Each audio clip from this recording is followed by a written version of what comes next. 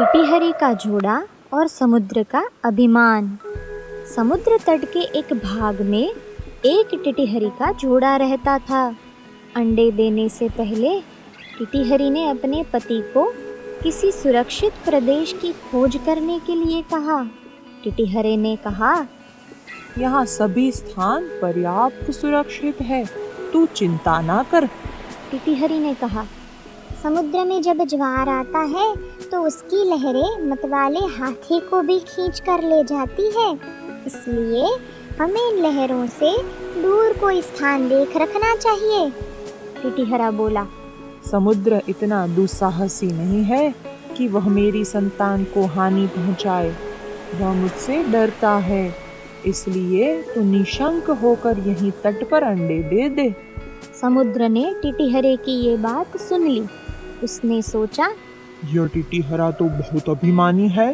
आकाश की ओर टांगे करके भी यह इसलिए सोता है कि इन टांगों पर गिरते हुए आकाश को थाम लेगा। इसके अभिमान का भंग तो होना ही चाहिए। यह सोचकर उसने ज्वार आने पर टिटिहरी के अंडों को लहरों में बहा दिया। टिटिहरी जब दूसरे दिन आई तो अंडों को बहता देखकर रोती बिलखती टिटिहरे से बोली, मूर्ख, मैंने पहले ही कहा था कि समुद्र की लहरें इन्हें बहा ले जाएंगी, किंतु तुमने अभिमानवश मेरी बात पर ध्यान ही नहीं दिया।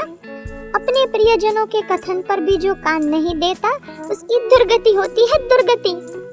इसके अतिरिक्त बुद्धिमानों में भी वही बुद्धिमान सफल होते हैं जो बिना आई विपत्ति का पहले से ही उपाय सोचते हैं, और जिनकी बुद्धि तत्काल अपनी रक्षा का उपाय सोच लेती है। जो होगा वो देखा जाएगा कहने वाले शीघ्र ही नष्ट हो जाते हैं।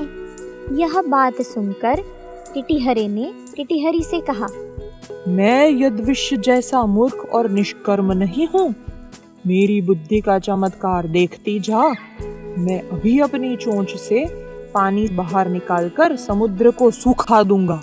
टिटिहरी बोली, समुद्र के साथ में बैर तुझे शोभा नहीं देता। इस पर क्रोध करने से क्या लाभ होगा?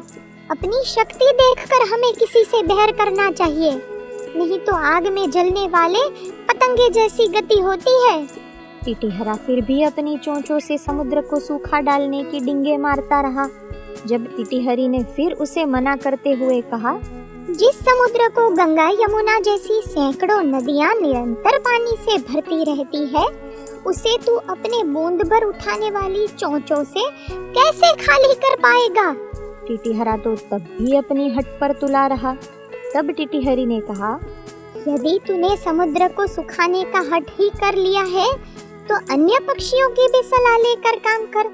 कई बार छोटे दो प्राणी भी मिलकर अपने से बहुत बड़े जीव को भी हरा देते हैं, जैसे चिड़िया, कटफोड़े और मेंढक ने मिलकर एक बार हाथी को मार दिया था।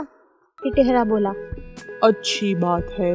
मैं भी दूसरे पक्षियों की सहायता से समुद्र को सुखाने का यत्न करूंगा। यह कहकर उसने बगुले, सारस, मोर आदि अनेक पक्षियों को बुलाकर अपनी दुख भरी कथा सुनाई। उन्होंने कहा, हम तो अशक्त हैं, किंतु हमारा मित्र गरुड़ अवश्य इस संबंध में हमारी सहायता कर सकता है। तब सारे पक्षी मिलकर गरुड़ के पास जाकर रोने लगे और चिल्लाने लगे, गरुड़ महाराज, आपके रहते हमारे पक्षी कुल पर समुद्र ने यह अत्याचार कर दिया। हम इसका बदला चाहते हैं। आज उसने टिटिहरी के अंडे नष्ट किए, वह दूसरे पक्षियों के अंडों को बहा ले जाएगा। इस अत्याचार की रोकथाम तो होनी ही चाहिए, अन्यथा संपूर्ण पक्षी कुल नष्ट हो जाएगा। महाराज कुछ कीजिए, महाराज कुछ कीजिए। गरुड़ ने पक्षियों का रोना सुनकर उनकी सहायता करने का निश्चय किया। उसी समय उनके पास भगवान विष्णु का दूत आया। उस दूत द्वारा भगवान विष्णु ने उसे सवारी के लिए बुलाया। गरुड़ ने दूत से क्रोधपूर्वक कहा कि वह विष्णु भगवान को कह दें कि वह दूसरी सवारी का प्रबंध कर लें। दूत ने गरुड़ के क्रोध का कारण पूछा तो गरुड़ ने समुद्र के अत्याचार की कथा सुनाई। दूत के मुख से गरुड़ के क्रोध की कहानी सुनकर भगवान विष्णु स्वयं गरुड़ के घर पे पधारे।